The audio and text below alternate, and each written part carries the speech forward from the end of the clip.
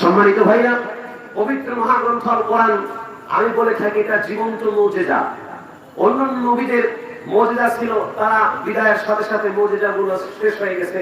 সুলাইমান আলাইহিস সালামের বাতাসে ওড়ার মুজিজা, মূসা আলাইহিস সালামের লাঠি সাপ হওয়ার মুজিজা, এরপরে দাউদ আলাইহিস সালামের কণ্ঠের মুজিজা, ঈসা আলাইহিস সালামের মৃত মানুষকে জীবিত করার মুজিজা, আর অনেক মুজিজা ছিল।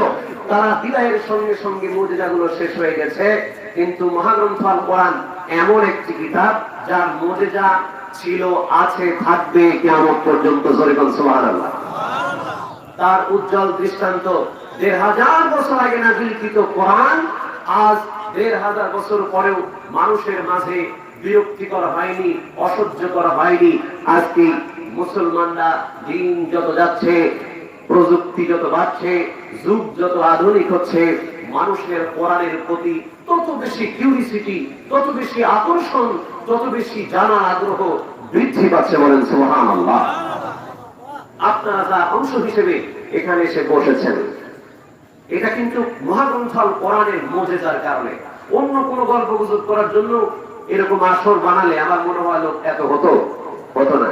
মহাভারত, ত্রিপিটক, জিন্দাবেস্তা, যজুর্বেদ, অথর্ববেদ, সামবেদ, ঋগ্বেদ যত আছে পৃথিবীতে ধর্মগ্রন্থ, এগুলো পাঠের অনুষ্ঠানে এইরকম আকর্ষণ হয় না। বাংলাদেশে প্রত্যেক দিন, এবছর তো করোনা ভাইরাসের কালো থাবা চলতেছে, কিন্তু অন্যান্য স্বাভাবিক বছরে যে রিপোর্ট, তাতে প্রতিদিন এই বাংলাদেশে টেকনাফ থেকে তেতুলিয়া, রূপসা থেকে পাথুরিয়া, তামাবিল থেকে বাংলাবান, এই বাংলাদেশের আনাচে কানাচে, গ্রাম থেকে গ্রামাঞ্চলে, শহর থেকে শহরাঞ্চলে চমৎকার ভাবে সারা দেশে প্রত্যেক দিন শীতের সিজনে ৬৫০০ মাহফিল অনুষ্ঠিত হয়। সুবহানাল্লাহ। আর পৃথিবীতে একটি দেশ খুঁজে পাওয়া যাবে না যেই দেশে কোরআনের এত আলোচনা হয়। এটা কিসের মুজিজা? মহাগ্রন্থ আল কোরআনুল কারীমের মুজিজা। সেই কোরআন আমরা ধারণ গ্রহণ করেছি, সেই কোরআনের প্রতি বিশ্বাস স্থাপন করে আজকে আমরা মাহফিলে এসেছি। কথা বলেন ঠিক না ভাই? আমার বন্ধুরা, আমার পবিত্র মহাগ্রন্থ আল কোরআনের উপদেশ বাণী আল্লাহ প্রদত্ত ঐশী কিতাব, আল্লাহ সুবহানাহু ওয়া তাআলা এই মহাগ্রন্থ আল কোরআনকে বান্দার জন্য জীবনের গাইড বুক করে দিলেন। এমন একটা মহাসমুদ্র আল কোরআন, যেই কোরআনে কিয়ামত পর্যন্ত চলবে, কিন্তু এর আকর্ষণ কোনোদিন শেষ হবে না। কোনোদিন শেষ হবে না। ভাই আমার, বন্ধু আমার, এই পবিত্র মহাগ্রন্থ আল কোরআন থেকে একটি আয়াতে কারিমা আপনাদের সামনে তেলাওয়াত করেছি। এই আয়াতে কারিমা সূরা মাইদার ২ নম্বর আয়াত। এই আয়াত থেকে আমি সংক্ষিপ্ত পরিসরে কথা বলে আজকে আপনাদের সামনে থেকে বিদায় নিতে চাই। ভাইরা আমার, আল্লাহ রাব্বুল আলামিন তার বান্দাদেরকে এমন ভাবে পথের নির্দেশনা, নীতিমালা প্রণয়ন করে দিয়েছেন যাতে বান্দা জাহান্নামের পথের দিকে অগ্রসর হতে না পারে। বান্দা যেন জান্নাত ও জাহান্নামের পথ বুঝতে পারে, সত্য মিথ্যার পার্থক্য যেন তারা করতে পারে। এই বান্দা যেন হক বাতিলের পরিচয় দুনিয়াতে পাওয়ার পরে জান্নাতের পথ তারা যেন খুঁজে পায়। এই জন্য মহাগ্রন্থ আল কোরআন এর বিসমিল্লাহর বা থেকে সূরা নাসের সিন পর্যন্ত সমস্ত মানব জাতির কল্যাণের জন্য বিবরণ দেওয়া হয়েছে। সুবহানাল্লাহ।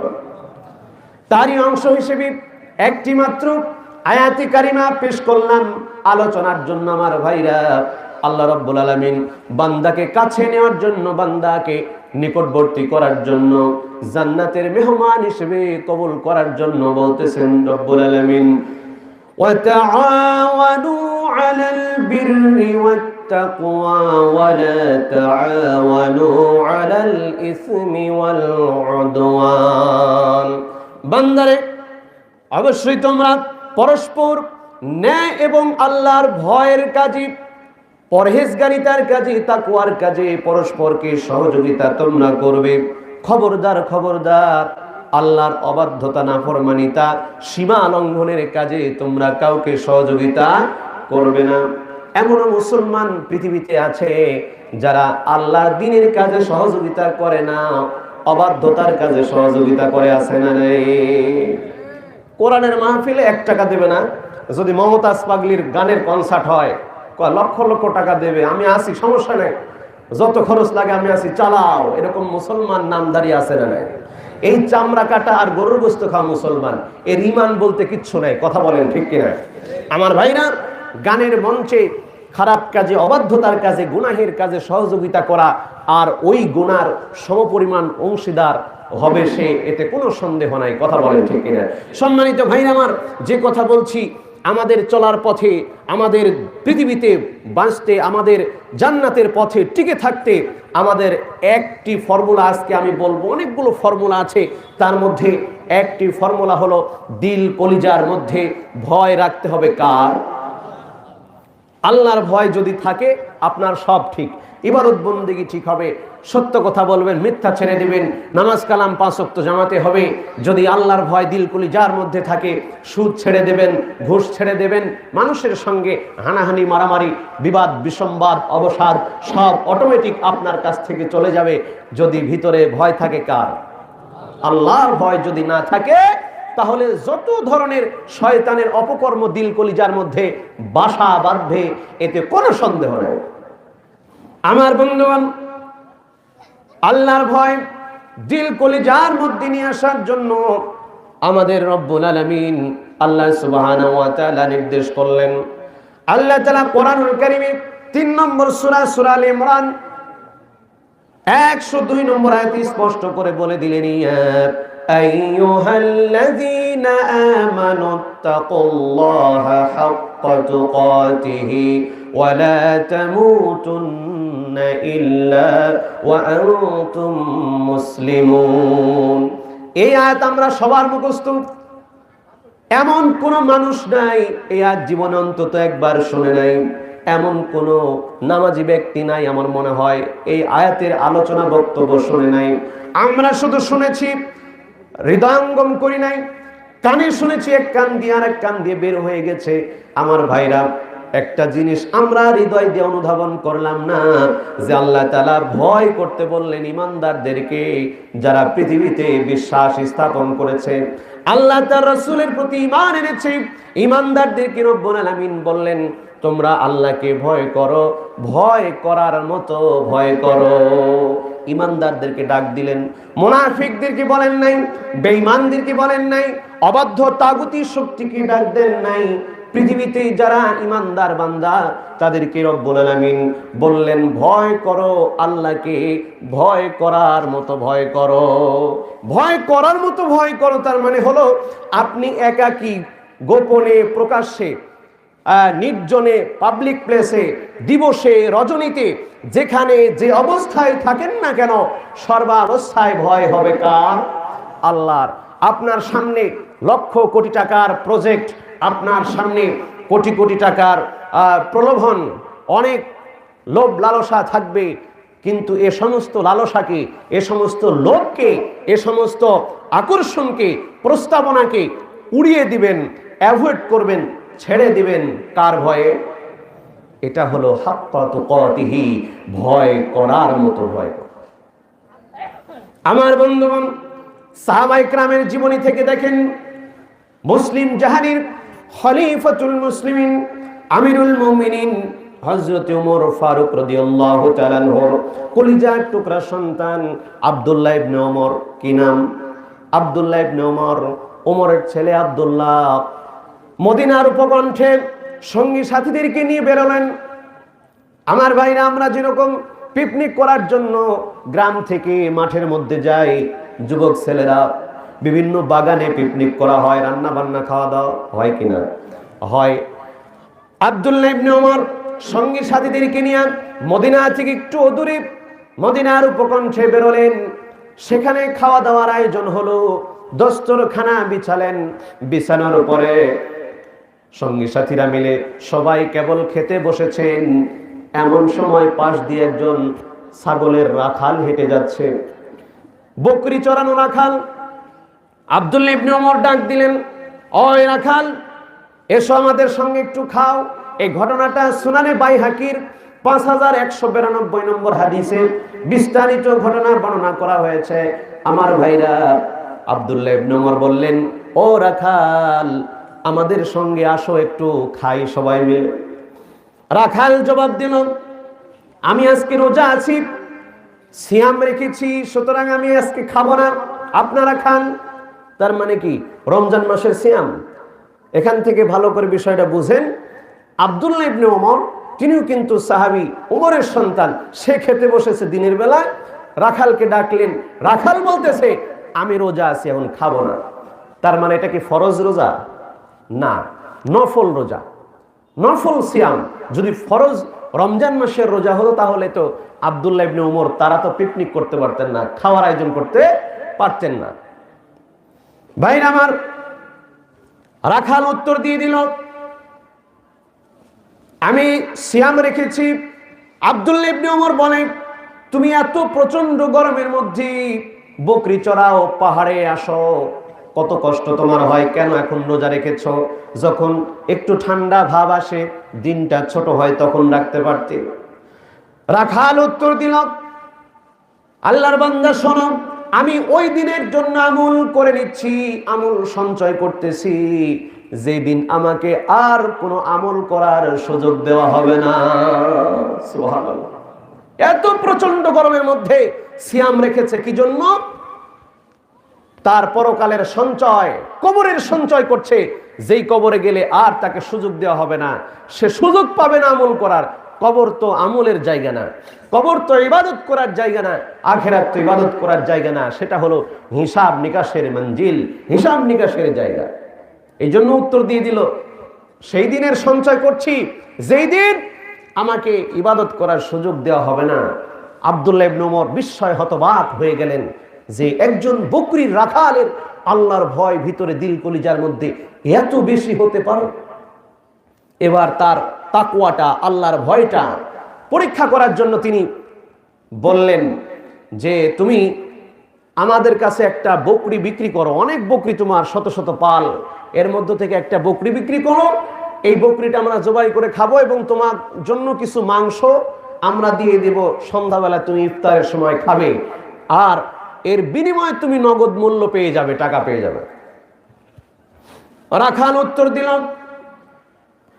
ছাগলের মালিক তো আমি নই, আমি শুধুমাত্র একজন রাখাল, আমি কিভাবে আপনাদের কাছে এই ছাগল বিক্রি করব? আব্দুল্লাহ ইবনে ওমর বলতেছে তাতে কি হয়েছে, তোমার মালিককে বলবে একটা ছাগল পাহাড়ি এলাকার মধ্যে হারিয়ে গিয়েছে, তার কারণ মাঝে মধ্যে একটা দুইটা ছাগল হারিয়ে যায়, তুমি তোমার মালিককে বুঝাবে আমার ছাগল হারিয়ে গেছে একটা পালের মধ্য থেকে, তাহলে বিশ্বাস করবে। এবার ওই রাখাল উত্তর দেয় মুত্তাকি পরহেজগার মানুষের মুখের জবানের কথা দেখেন কেমন হয়। একজন রাখাল, তার উত্তর হলো আল্লাহর বান্দা বুঝলাম আমার মালিককে যদি আমি বলি আমার একটা ছাগল নেকড়ে খেয়ে ফেলেছে, বাঘে খেয়ে ফেলেছে, অথবা পাহাড়ি এলাকার মধ্যে গিয়া একটা ছাগল আমার হারিয়ে গিয়েছে, এই কথা যদি আমি আমার মালিককে বলি নিশ্চয়ই সে বিশ্বাস করবে, কোনো সন্দেহ নেই। কিন্তু ফাআইনাল্লাহ, আমার আল্লাহ কোথায়? সুবহানাল্লাহ। বের হয়ে এসে এক আঙ্গুল আকাশের দিকে তুলে বলতেছে তাহলে ফাআইনাল্লাহ, আমার আল্লাহ কোথায়? আল্লাহকে কিভাবে বুঝাবো? আব্দুল্লাহ ইবনে ওমর এই কথা শুনে অবাক হলেন এবং রাখালের এই জবাবটা তিনি বারবার রিপিট করতে লাগলেন, ফাআইনাল্লাহ, ফাআইনাল্লাহ, ফাআইনাল্লাহ, আল্লাহ কোথায়, আল্লাহ কোথায়, আল্লাহ কোথায়? তার মানে হলো আল্লাহ আমাদেরকে দেখতেছেন, অবলোকন করতেছেন। রাখাল বললেন সবাইকে, দুনিয়ার সব মানুষকে ফাঁকি দেওয়া যেতে পারে, কিন্তু এই আরশের মালিক আল্লাহ কি, আমার ওই মালিককে কে ফাঁকি দিতে পারবে? সুবহানাল্লাহ। আব্দুল্লাহ ইবনে ওমর ওই রাখালের তাকওয়া দেখে অভিভূত হলেন, খুব আশ্চর্যান্বিত হলেন, বিস্মিত হলেন এবং তিনি চিন্তা করলেন আহারে একজন মাঠের রাখাল, সে একটা কিনা গোলাম, তার স্থাবর অস্থাবর কোনো সম্পদ নাই, টাকা করি নাই, বাড়ি গাড়ি নাই, কিচ্ছু নাই, একজন মানুষের গোলামি করে, এই বেচারার তাকওয়া, আল্লাহর ভয় কত বেশি দিল কলিজার মধ্যে। এইটা চিন্তা করে আব্দুল্লাহ ইবনে ওমর মদিনায় চলে আসলেন। আসার পরে তিনি ওই রাখালের মালিকের কাছে গেলেন, গিয়ে ওই রাখালের যত মূল্য দামে ওই রাখালকে কিনে নিলেন, নিয়ে রাখালকে গোলামি থেকে মুক্ত করে দিলেন। জোরে কোন সুবহানাল্লাহ। এবং শুধু তাই নয়, ওই যে ছাগলের বকরির পাল ছিল, ওই এক পাল বকরিটা সব আব্দুল্লাহ ইবনে ওমর ক্রয় করে তাকে দিয়ে দিলেন যে তুমি এটা নিয়ে দুনিয়াতে কামাই রোজগার করে খাও। সুবহানাল্লাহ। তাকওয়া, আল্লাহর ভয় দিল কলিজার মধ্যে ধারণ করার কারণে আল্লাহ দুনিয়াতেই ওই রাখালকে পুরস্কৃত করেছেন। জোরে বলুন সুবহানাল্লাহ। এই হলো আল্লাহর ভয়, হাক্কা তুকাতিহি, ভয় করার মতো ভয়। মানে যেখানে আপনি ইচ্ছা করলে একটা পাপে লিপ্ত হতে পারবেন, কোনো সমস্যা নাই, পৃথিবীর কেউ দেখবে না, পৃথিবীর কোনো মানুষ আপনাকে দেখতে পাবে না, অথচ আপনি সেটা করলেন না একমাত্র আল্লাহর ভয়তে। এই হলো তাকওয়া, অরিজিনাল তাকওয়া। এটা হলো ভয়, ভয় করার মতো ভয় এটা। সুবহানাল্লাহ, জোরে বলুন। আমার ভাইরা, আল্লাহর ভয় যার মধ্যে আছে, বললাম পৃথিবীর সমস্ত লোভ লালসা তার কাছে কিচ্ছু না, সব তুচ্ছ। সে শুধুমাত্র প্রাধান্য দেবে কার ভয়কে? আল্লাহর ভয়কে। সম্মানিত ভাইরা আমার, যারা আল্লাহকে প্রকৃতপক্ষে ভয় করবে, ভয় করার নীতি অবলম্বন করবে, এরা সফলতা অর্জন করবে দুনিয়াতে এবং আখিরাতে। দুই জগতের সফল কাম হবে। দুনিয়াতে তাদের অনেকগুলো সফলতা আছে, সবগুলো বলার সুযোগ হবে না, সবগুলো বলার সময় পাবো না। কয়েকটা সফলতা বলছি আমার ভাইরা, যারা আল্লাহ সুবহানাহু ওয়া তাআলা কি দিল কলিজার মধ্যে ধারণ করে, গ্রহণ করে, মহব্বত দিয়া দিল কলিজাটা ভরপুর আল্লাহর মহব্বতে, আল্লাহর ভয় দ্বারা তার দিলটা ভরপুর, ওই ব্যক্তির সফলতা রয়েছে পৃথিবীর জমিনে অনেকগুলো। তার মধ্যে 1 নম্বর সফলতা হলো সে অবারিত আল্লাহর রহমত প্রাপ্ত হতে থাকে। সুবহানাল্লাহ। আল্লাহ রাব্বুল আলামিন বলেন, ওয়াত্তাকুল্লাহা ওয়া'লামু আন্নাল্লাহা মা'আল মুত্তাকিন। সূরা আল বাকারা 194 নম্বর আয়াত। আল্লাহ রাব্বুল আলামিন বলতেছেন, ভয় করো আল্লাহকে, আর জেনে রেখে দিও নিশ্চয় আল্লাহ রাব্বুল আলামিন মুত্তাকি যারা তাদের সাথে আল্লাহ আছেন। সুবহানাল্লাহ। আল্লাহ কি আপনারা যেরকম পাশাপাশি বসে আছেন, আল্লাহ সাথে আছেন বলতে কি এরকম? এরকম নয়। আপনার বিপদে আপদে, সুখে দুঃখে, প্রয়োজনে অপ্রয়োজনে, সর্বসময়ে আপনার পাশে আল্লাহর রহমত, আল্লাহর করুণা, আল্লাহর সাহায্য কাজ করবে। এটাই বোঝানো হচ্ছে ইন্নাল্লাহা মা'আল মুত্তাকিন। আল্লাহ মুত্তাকিদের সাথে আছে, দুনিয়াতে আছে, কবরে আছে, আখিরাতে আছে, মিজানে সিরাত, ফুল সিরাত, সব জায়গায় তিনি মুত্তাকিদের সাথে আছে। কথা বলেন ঠিক কিনা? 1 নম্বর সফলতা। 2 নম্বর সফলতা হলো আল্লাহর ভালোবাসা। আল্লাহ ওই বান্দাকে ভালোবাসেন, দুনিয়াতেও ভালোবাসেন, আখিরাতেও ভালোবাসেন। রব্বুল আলামিন বলেন, ইন্নাল্লাহা ইউহিব্বুল মুত্তাকিন। কোরআনুল কারীম সূরা তাওবা 9 নম্বর সূরা 7 নম্বর আয়াতের শেষাংশ। রব্বুল আলামিন বলতেছেন, যারা আমাকে ভয় করার নীতি অবলম্বন করবে, আমি রব্বুল আলামিন তাদেরকে বড় ভালোবাসি। আল্লাহর ভালোবাসা ছাড়া কি কিয়ামতের দিন মুক্তি পাওয়া যাবে? আমলের বড়াই করে জামার কোটি কোটি টাকা আমি প্রতি বছর হজ করি, লক্ষ লক্ষ টাকা আমি দান করি, সাদকা করি, কোনো সমস্যা নাই, আমি তো জান্নাত পাবো না, কে পাবে? এরকম গৌরব করে মুক্তি পাওয়ার কোনো সুযোগ নাই। বনি ইসরাইলের 2 জন ব্যক্তি ছিল, একজন আবেদ আর একজন ছিল গুনাহগার। 2 বন্ধু। একজন ছিল ইবাদতকারী, কঠোর পরিশ্রম করতো আল্লাহকে পাওয়ার জন্য, সর্বদা আল্লাহর ইবাদতে মত্ত থাকতো। আর একজন তার বন্ধু, সে সর্বদা গুনাহ কাজ করত, পাপ কাজে সে লিপ্ত থাকতো। সে দেখা হলেই তাকে গুনাহ থেকে বিরত রাখার চেষ্টা করতো, বলতো, বন্ধু এই কাজটা করো না। একদিন চলতে গিয়ে দেখলেন বন্ধু গুনাহের কাজ করে, ধমক দিয়ে বলল, তুমি গুনাহের কাজ ছেড়ে দাও। বন্ধু বলতেছে, বন্ধু গুনার কাজ আমি ছাড়বো কি ছাড়বো না, বিষয়টি তুমি আমার এবং আল্লাহর মাঝে ছেড়ে দাও, তুমি টেনশন করো না। বন্ধু খেপে গেছে, ইবাদতকারী আল্লাহর বান্দা খেপে গিয়ে বলতেছে, আল্লাহর কসম আমি বলে দিলাম আল্লাহ তোমাকে কখনো মাফ করবে না। আল্লাহ তাআলা এই কথা অসন্তুষ্ট হয়ে গেলেন।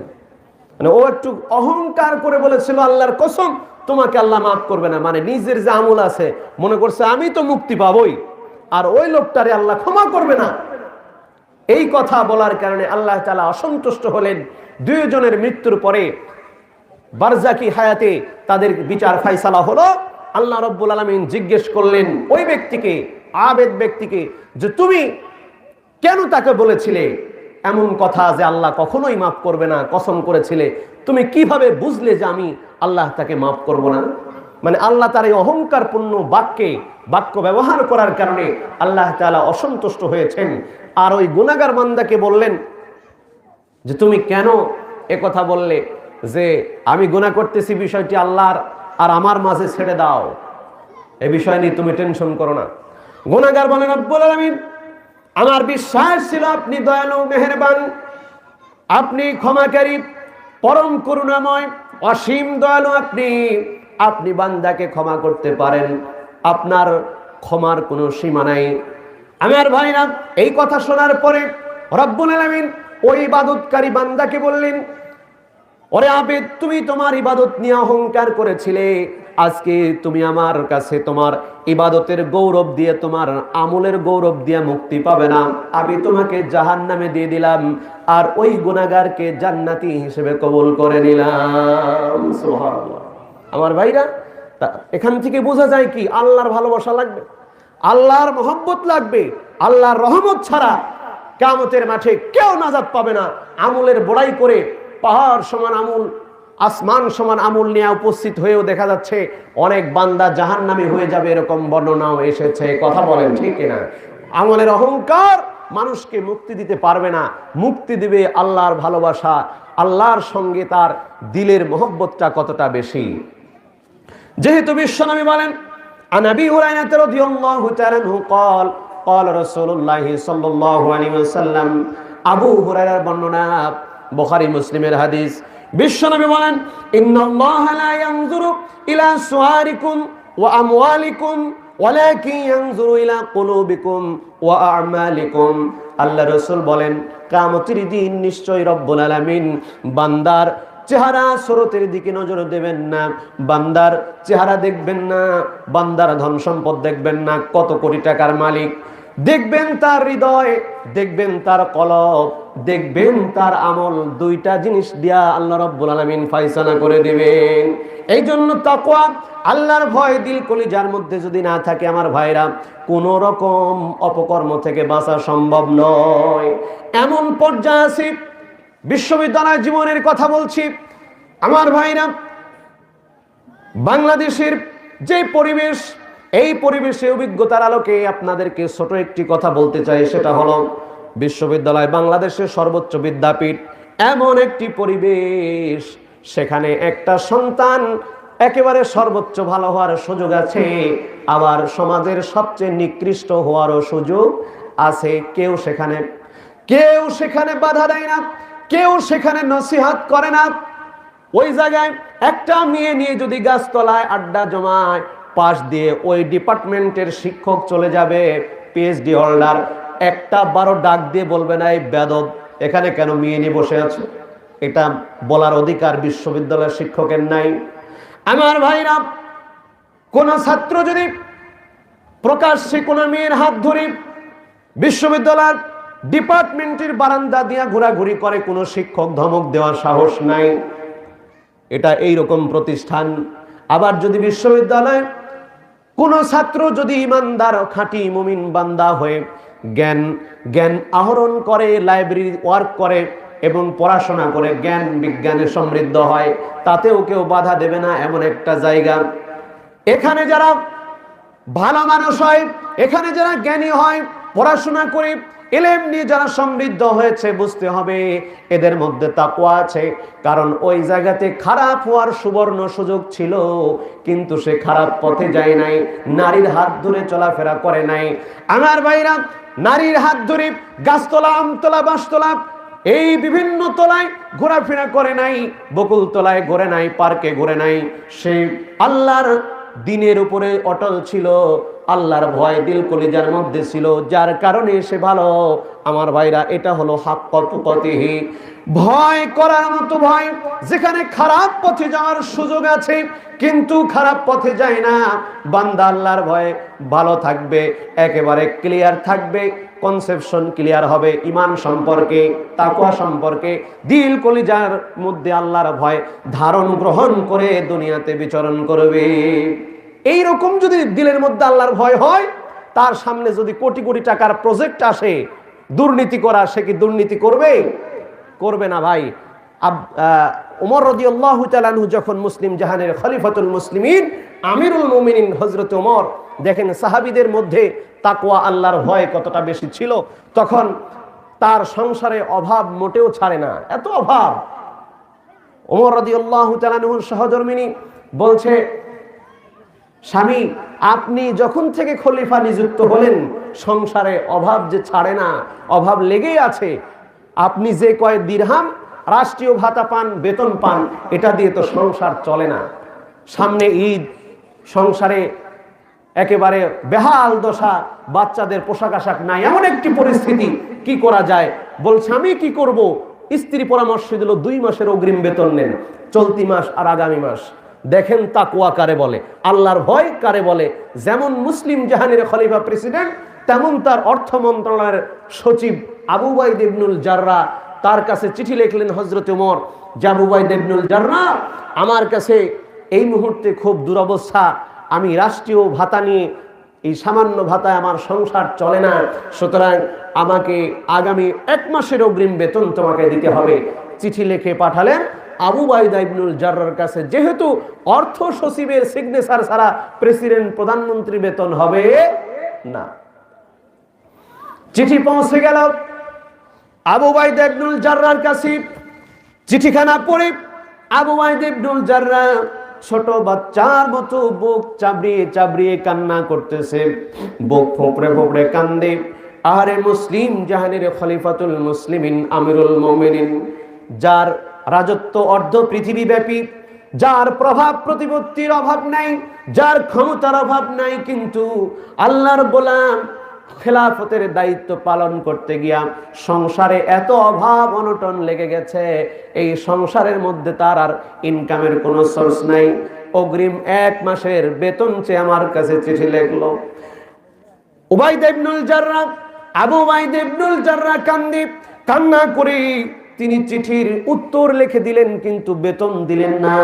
আমার ভাইরা, এই চিঠির উত্তর পৌঁছে গেল হযরত ওমর ইবনুল খাত্তাব রাদিয়াল্লাহু তাআলা আনহুর হাতে। তিনি খাম থেকে চিঠি বের করে যখন পড়তেছেন, 2 চোখের কোনা দিয়া অঝর ধারায় জল গড়িয়ে পড়ে। খলিফার স্ত্রী বলে, প্রাণীর স্বামী, কিছুক্ষণ আগে হাস্যোজ্জ্বল চেহারা আপনার দেখলাম, এখনই কি হলো আপনার? আপনি কেন কান্দেন? একেবারে কেঁদে কেঁদে হয়রান, দাড়িগুলো চোখের পানি দ্বারা ভিজে যায়। আর বলতেছে, বিবিরে, আবু উবাইদা ইবনুল জাররাহ বিশ্বনবীর সাহাবী, এত বিশ্বস্ত একজন সাহাবী, যার ব্যাপারে রাসূল করিম সাল্লাল্লাহু আলাইহি ওয়াসাল্লাম বলেছিলেন, সমস্ত উম্মতের জন্য একটা করে বিশ্বস্ত মানুষ, আমানতদার তাকওয়াবান লোক থাকে, একটা করে শ্রেষ্ঠ আমানতদার ব্যক্তি। আমার উম্মতের মধ্যে শ্রেষ্ঠ আমানতদার হলো আবু উবাইদা ইবনুল জাররাহ। জোরে জোরে কোন সুবহানাল্লাহ।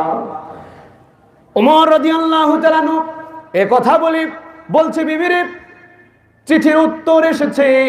এই চিঠিতে লেখা ছিল, আমিরুল মুমিনিন হযরত ওমর, আমি মুসলিম জাহানের খলিফার একজন অর্থ সচিব, বাইতুল মালের কেয়ারটেকার।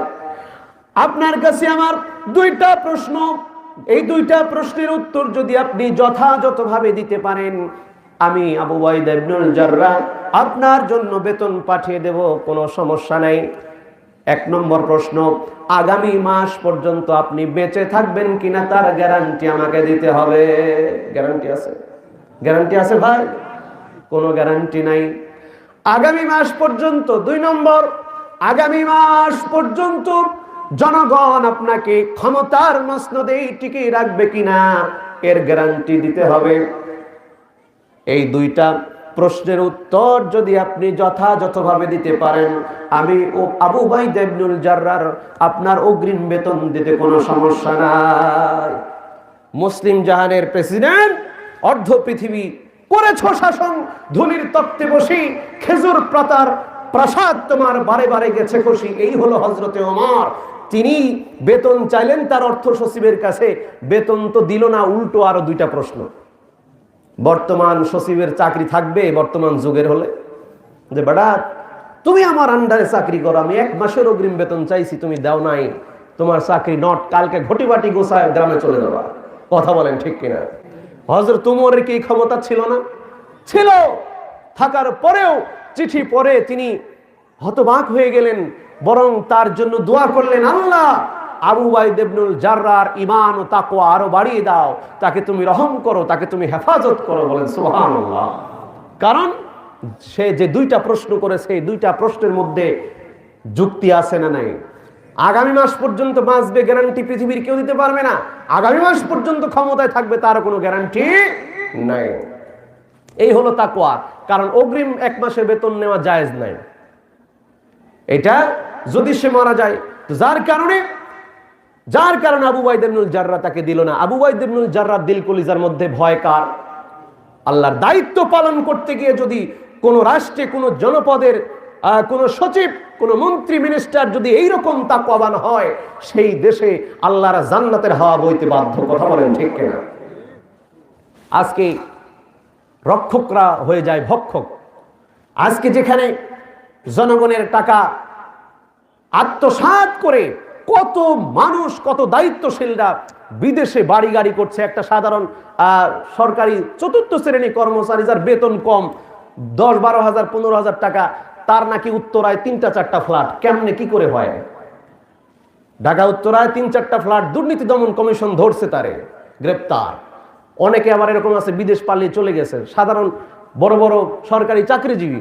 কারণ তারা বড় বড় কর্মকর্তাদের, সচিবদের পায়ে তেল মেরে লক্ষ লক্ষ কোটি কোটি টাকা ঘুষের ব্যবসা করে, লেনদেন করে চাকরি আদান প্রদান করেছে, যার কারণে টাকা কামিয়েছে এত। যেই বেতন, ওই বেতনে সংসার চলে না, কিন্তু তার ফ্ল্যাট হয় কিভাবে? একাধিক। আমার ভাইরা, তাকওয়ার কোনো বালাই নাই, আছে। তাকওয়া যার মধ্যে থাকবে, তার সামনে কোন রকমের প্রলোভন, লোভ, লালসা, দুনিয়াবি কোনো বিষয় তার সামনে কাজ করবে না। করবে? যাদের হৃদয়ে আছে আল্লাহর ভয়, তারা কভু পথ ভুলে যায় না। কথা বলেন ঠিক কিনা? যাদের হৃদয়ে আছে আল্লাহর ভয়, তারা কভু পথ ভুলে যায় না। আল্লাহর প্রেম ছাড়া এই দুনিয়ায় কারো কাছে কোনো কিছু চায় না, কারো কাছে কোনো কিছু চায় না। রাতের আধারে তারা সিজদাতে রয়, 2 চোখের সুতে নদী যেন বয়। ছলনার হাতছানি যতই আসুক, ছলনার হাতছানি যতই আসুক, পিছনে ফিরেও সে তাকায় না। আল্লাহর প্রেম ছাড়া এই দুনিয়ায় কারো কাছে কোনো কিছু চায় না। কথা বলেন ঠিক কিনা? আল্লাহর ভালোবাসা, আল্লাহর ভয় যাদের দিল কলিজা আছে, তারা পৃথিবীর আর অন্য কোনো কিচ্ছু কামনা করে না। যার উজ্জ্বল দৃষ্টান্ত সাহাবায়ে কেরাম রিদওয়ানুল্লাহি তাআলা আলাইহিম আজমাইন। যার মধ্যে তাকওয়া আছে, আল্লাহর ভয় আছে, সে তো সুদ খেতে পারে না। পারে? সামান্য একটু ঋণে পড়ে অস্থির হয়ে যাবে না, লোন করবে না, আশা নিরাশা হতাশার মতো এনজিওর সাথে সম্পর্ক রাখবে না, ব্যাংক থেকে লক্ষ লক্ষ টাকা ঋণ করবে না, সরাসরি মায়ের সঙ্গে জেনার পাপ করতেছে। কথা বলেন ঠিক কিনা? আল্লাহ চ্যালেঞ্জ দিয়েছেন সূরা বাকারার মধ্যে যে যদি তোমরা মুমিন হয়ে থাকো তাহলে সুদের লেনদেন ছাড়ো। তার মানে কি? যদি না ছাড়েন তাহলে মুমিন না।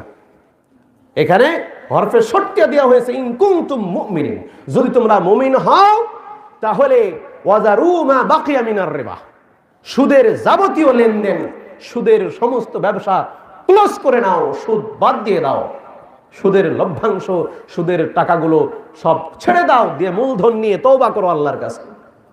সম্মানিত ভাইরা, যার দিল কলিজার মধ্যে তাকওয়া আছে সে কখনো সুদের টাকা, হারাম পয়সা খেতে পারে না।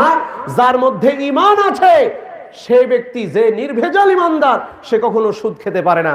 সুদ যার মধ্যে সুদের ব্যবসা আছে বুঝতে হবে তার ইমানের সমস্যা আছে। কথা বলেন ঠিক কিনা? আর ইমানের সমস্যা থাকলে নাজাত মুক্তির কোনো ফায়সালা আল্লাহ তাআলা করবেন না। আসুন আমার ভাইরা, সময় সংক্ষেপ, সামনের দিকে এগোতে চাই। 3 নম্বর বিষয় হলো, 3 নম্বর সফলতা মুত্তাকির, যারা আল্লাহকে ভয় করে 3 নম্বর সফলতা হলো দোয়া কবুল হয়ে যাবে। এই মুত্তাকি আল্লাহর ভয় যার মধ্যে আছে, দুনিয়ার স্বার্থকে যারা ছেড়ে দিয়ে চলে, এদের ভয় আছে আল্লাহর কাছে হাত তুলতে দেরি, কবুল হতে বাকি নাই। সুবহানাল্লাহ।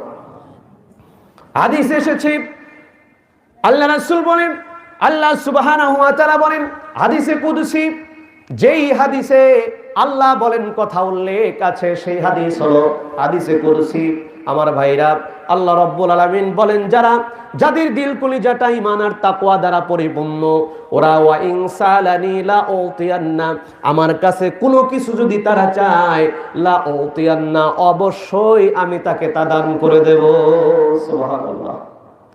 ওয়ালাইন ইস্তাআযানি, আমার কাছে বিপদে পড়ে সাহায্য চায়, আশ্রয় চায়, লা উইজান্না, আমি অবশ্যই, লামে তাকিদ নুনে তাকিদ ডবল তাকিদ প্রয়োগ করে আল্লাহ বলছেন অবশ্যই আমি তাকে বিপদের মুহূর্তে প্রয়োজনের আলোকে আমি তাকে আশ্রয় প্রদান করব। সুবহানাল্লাহ।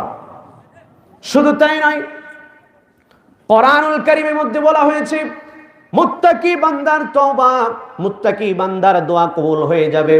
মুত্তাকি বান্দা আল্লাহ রাব্বুল আলামিনের কাছে ক্ষমা চাইলে ক্ষমা হবে। ভাই আমার প্রথমে যে কথাটা বলা উচিত ছিল, মুত্তাকি বান্দার কিছু বৈশিষ্ট্য আমাদের জানা দরকার। মুত্তাকি তো সে সগীরা গুনাহও যে ছেড়ে দেয়, আছে না? সগীরা গুনাহ যে করে না, সগীরা গুনাহ মানে ছোট ছোট গুনাহ যে অ্যাভয়েড করে চলে, সেই তো মুত্তাকি।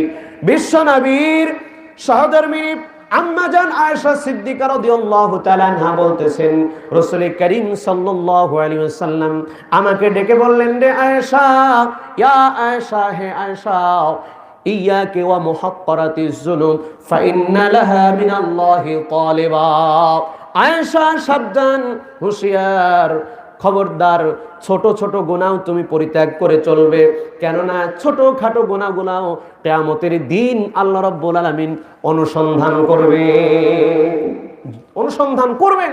যদি সেগুলোকে মাপ না করেন, এখানে ভুল বুঝবেন না, যদি তাওবা করেন দুনিয়াতে, আর তাওবার মাধ্যমে যদি আপনার ওই গুনাহগুলো মাপ হয়ে যায়, সেগুলোকে রব্বুল আলামিন ঢেকে দেবেন, আবৃত করবেন, গোপন করবেন, আর সেটাকে বিচারের মাঠে জনতার সামনে পেশ করে আপনাকে লজ্জিত করবেন না। সুবহানাল্লাহ।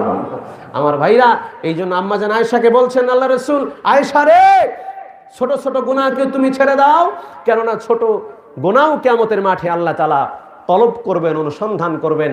আমরা ছোট গুনাহ তো দূরের কথা, কবিরা গুনাহ হিসাব করলে খাতার পৃষ্ঠা শেষ হয়ে যাবে, আছে না? নিয়মিত কবিরা গুনাহ করতেছি, অবাধে মিথ্যা কথা বলতেছি, অবাধে পরের সমালোচনা করতেছি। আজকে আমাদের সবচেয়ে সামাজিক রোগ একে অপরের সমালোচনা, আছে না? নাই, একে অপরের সমালোচনা। আরে ভাই, হাদিসে এসেছে রাসূলুল্লাহ সাল্লাল্লাহু আলাইহি ওয়াসাল্লাম বলেছেন, সবচেয়ে বুদ্ধিমান ওই ব্যক্তি, ভালো করে শুনবেন, সবচাইতে বুদ্ধিমান জ্ঞানী চালাক মানুষ সে নিজের সমালোচনা করে যে, মানে আমার ভুল কি, নিজের ভুল নিজে যে অনুসন্ধান করে নিজেকে শুধরানোর চেষ্টা করে, এ হলো সবচেয়ে জ্ঞানী, সবচেয়ে চালাক, সবচেয়ে বুদ্ধিমান। আর নির্বোধ, বোকা, গন্ড, মূর্খ, একেবারে বোকা বলদা টাইপের লোক সে, যে সারাক্ষণ মানুষের সমালোচনা নিয়ে ব্যস্ত থাকে, আছে না? এটা কিন্তু ভাই কবিরা গুনাহ। সমালোচনা সগীরা নয়, কবিরা গুনাহ। সগীরা গুনাহ ছোট ছোট গুনাহ, আর সগীরা গুনাহর ব্যাপারে বলা হয়েছে ইন্না সগীরাতা তাজুরু ইলাল কাবীর ওয়া ইন্নাল কাবীরাতা তাজুরু ইলাল কুফর। সগীরা গুনাহ, একই সগীরা গুনাহ বারবার করলে সেটা কবিরায় রূপান্তরিত হয়ে যায়, আর কবিরা গুনাহ বারবার করলে সেটা কুফরির পর্যায়ে নিয়ে যায়। নাউযুবিল্লাহ। দাড়ি কাটে এরকম লোক আছে না নাই? 50 বছর বয়স, দাড়ি এখনো রাখে নাই, আছে না? প্রতিনিয়ত কবিরা গুনাহ হচ্ছে, প্রত্যেক মুহূর্তে কবিরা গুনাহ লেখা হচ্ছে। আমার ভাইরা, কবিরা গুনাহ তওবা ছাড়া মাফ হয় না। তওবা করার সুযোগ পাবেন, মৃত্যুর আগের গ্যারান্টি আছে নাই।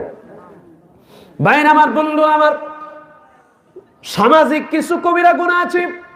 গীবত করা কবিরা গুনাহ, পরের সমালোচনা কবিরা গুনাহ। বাড়িতে বিশেষ করে আমার আম্মা জানেরা, মহিলাদের মধ্যে এই গুনার প্রবণতাটা বেশি, সমালোচনাটা বেশি। তবে পুরুষরাও এর থেকে কম নয়। চা স্টলে বসলে, দোকানপাটে একাধিক লোক এক জায়গাতে বসলে, শুধু তাই নয়, দোকানপাট বাজার ঘাট বাদ দেন, আল্লাহর ঘর মসজিদে বসেও গীবত করে, সমালোচনা করে, এরকম মুসল্লি আছে না?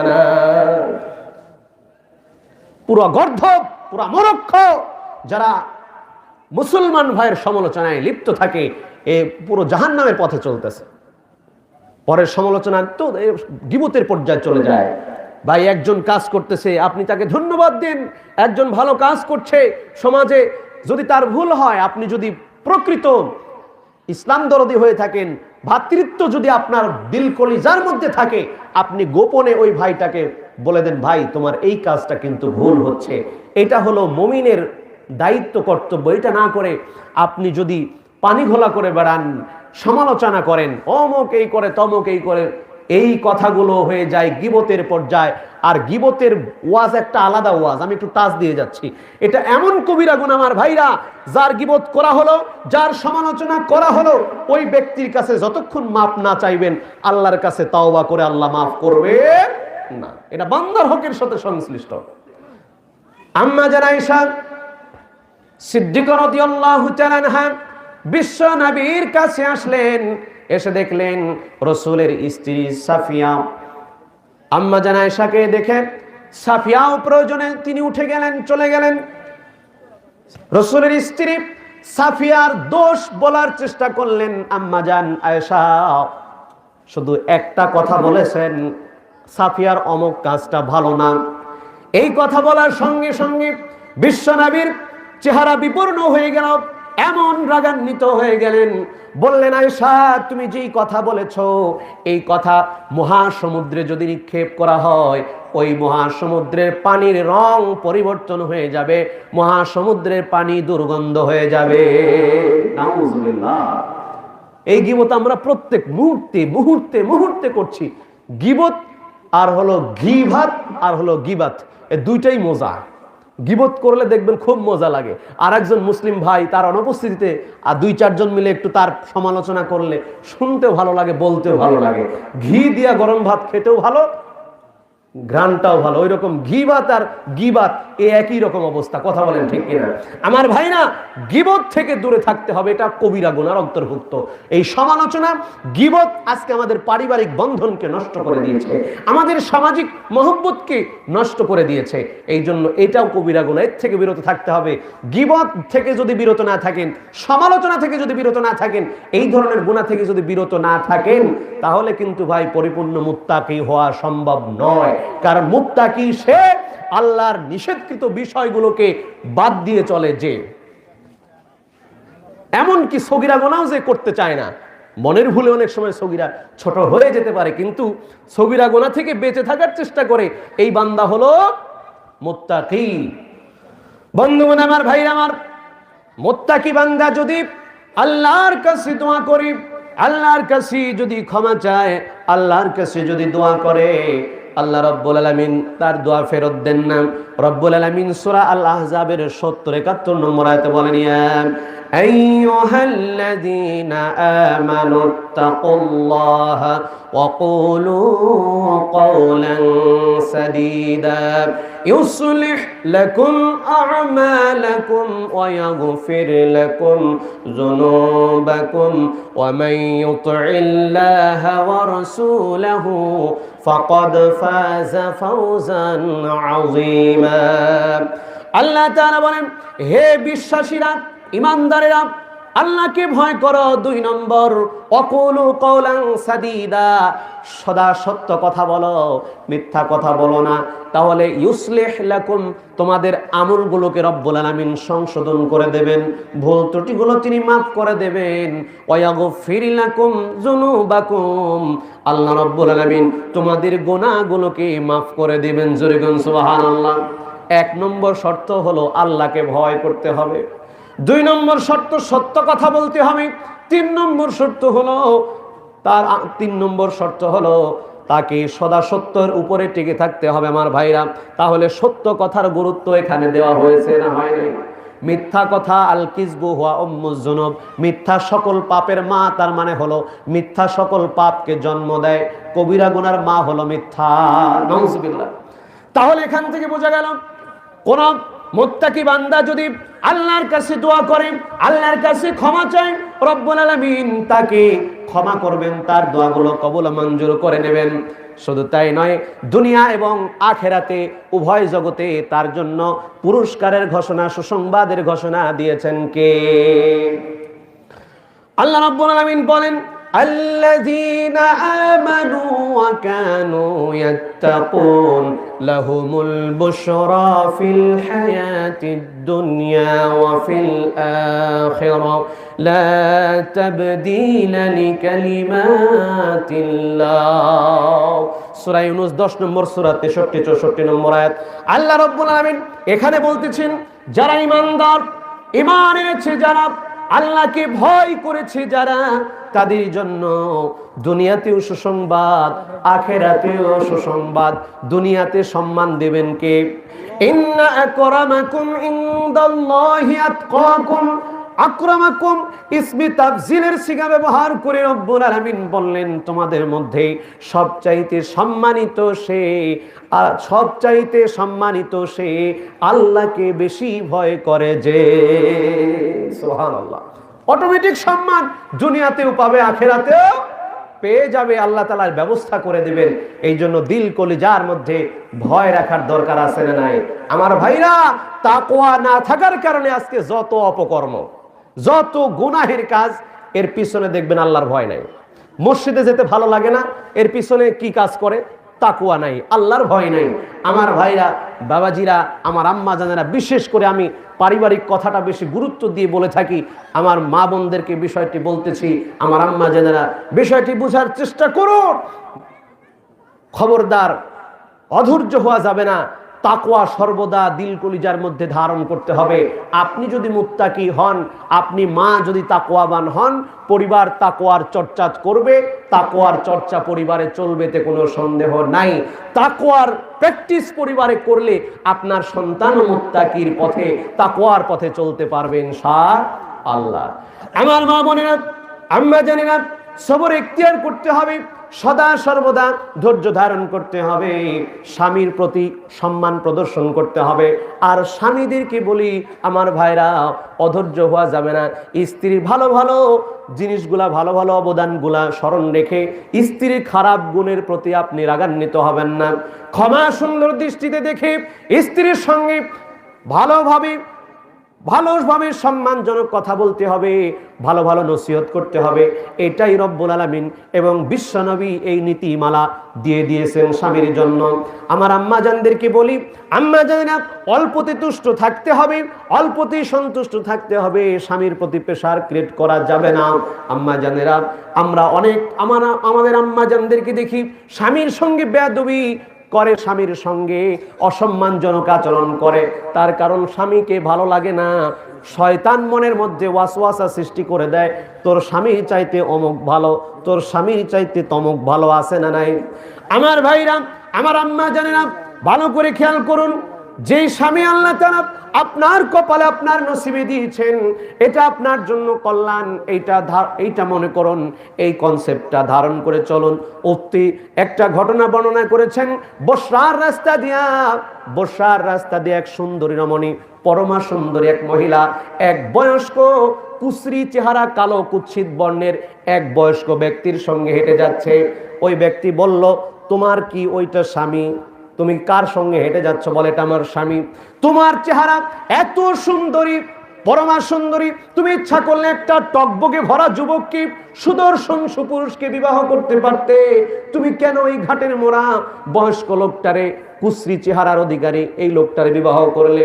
মেয়েটা জবাব দিল, কেন?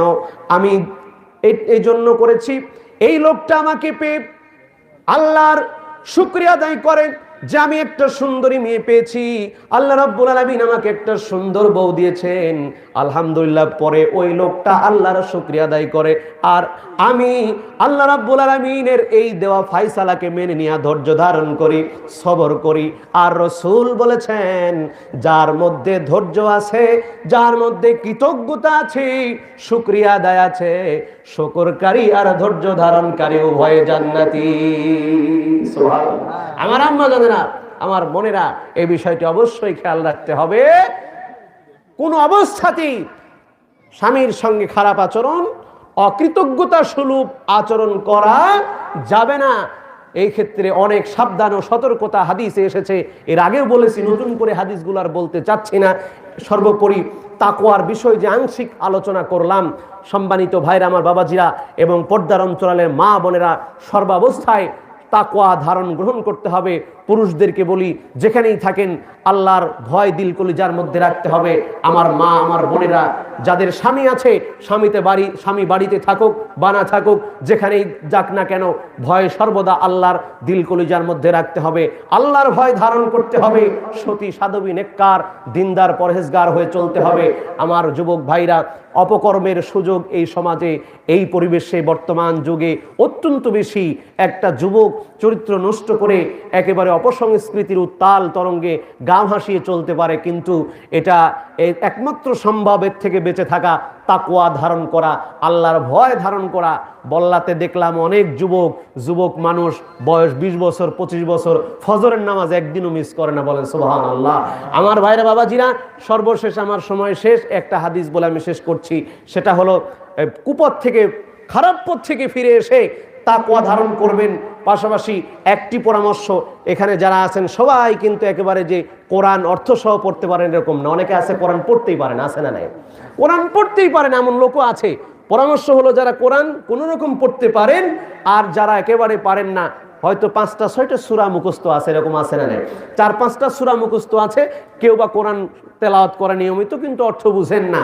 আপনি নামাজের মধ্যে যেই সূরাগুলো তেলাওয়াত করেন, এই সূরাগুলো আপনি কমপক্ষে 4টা-5টা সূরা একটু অর্থ সহ মুখস্থ করে নেবেন, যাতে আপনি তেলাওয়াতের সময় অর্থটা অনুধাবন করতে পারেন, দিল কলিজা দিয়া সেটাকে হৃদয়ঙ্গম করতে পারেন। তাহলে এর ফজিলত সম্পর্কে আল্লাহ রাসূল সাল্লাল্লাহু আলাইহি ওয়াসাল্লাম বলেছেন, মা মিন মুসলিমিন ইয়াতাওয়াদ্দাউ ফায়ুসবিগুল উদুআ, কোন মুসলমান যদি উত্তম রূপে ওযু করে এবং সুম্মা ইয়াকুমু ফি সালাতিহি, নামাজে দাঁড়িয়ে যায়, সালাতে দাঁড়িয়ে কি করে, ওয়া ইয়ালামু মা ইয়াকুল, সে যা তেলাওয়াত করে নিজে সেই অর্থগুলো বুঝে। মনে করেন 4টা সূরা আপনি অর্থ সহ মুখস্থ করলেন, খুব মনোযোগের সাথে নামাজে তেলাওয়াত করছেন, 4টা সূরা তেলাওয়াত করতে গিয়া তেলাওয়াত করছেন, অর্থ বুঝতেছেন, আপনি নিজে নিজে পড়ছেন, সূরা নাস, সূরা ফালাক, সূরা কাউসার, এরপরে সূরা ফিল, সূরা 3, কারিয়া, তাকাসুর, এই সূরাগুলো অর্থ সহ আপনি যদি মুখস্থ রাখেন, অর্থ সহ যদি মুখস্থ করে নামাজে দাঁড়িয়ে আপনি নিজে যখন তেলাওয়াত করবেন, রাসূলুল্লাহ সাল্লাল্লাহু আলাইহি ওয়াসাল্লাম ঘোষণা দিয়েছেন যে এমন অবস্থা তার হবে, ইল্লাং ফাতালাকা ইয়াউমি ওয়ালাদাতহু উম্মুহু, তার মা তাকে প্রথম যখন জন্ম দিয়েছিল তখন যেমন নিষ্পাপ ছিল, এইভাবে অর্থ বুঝে কোরআন পড়ার কারণে সেও নিষ্পাপ হয়ে যাবে। জোরে বলুন সুবহানাল্লাহ। লাইসা আলাইহি যাম, এমনকি তার কোনো গুনাহ থাকবে না। চিন্তা করেছেন? তার মানে এই বিষয়টি আমাদের অবশ্যই গুরুত্ব প্রদান করা উচিত। শুধুমাত্র তাকওয়া করলে ভাই দিল কলিজায় তাকওয়া ওইভাবে ধারণ করা কঠিন। একটু কোরআন অর্থ সহ পড়ার চেষ্টা করুন, কমপক্ষে 4টা সূরা, যারা কিছুই বুঝেন না 4টা সূরা অর্থ সহ মুখস্থ করে নামাজে যখন সুন্নাত পড়বেন, যখন নফল পড়বেন, এই 4টা সূরার মধ্য থেকে তেলাওয়াত করবেন, অর্থ বুঝবেন, অর্থ পড়বেন, দেখবেন ইনশাআল্লাহ আপনার ব্যক্তি জীবন, আমূলে জিন্দেগির পরিবর্তন হবে, আপনি নিজেই বুঝতে পারবেন ইনশাআল্লাহ। কি হাদিস বললাম?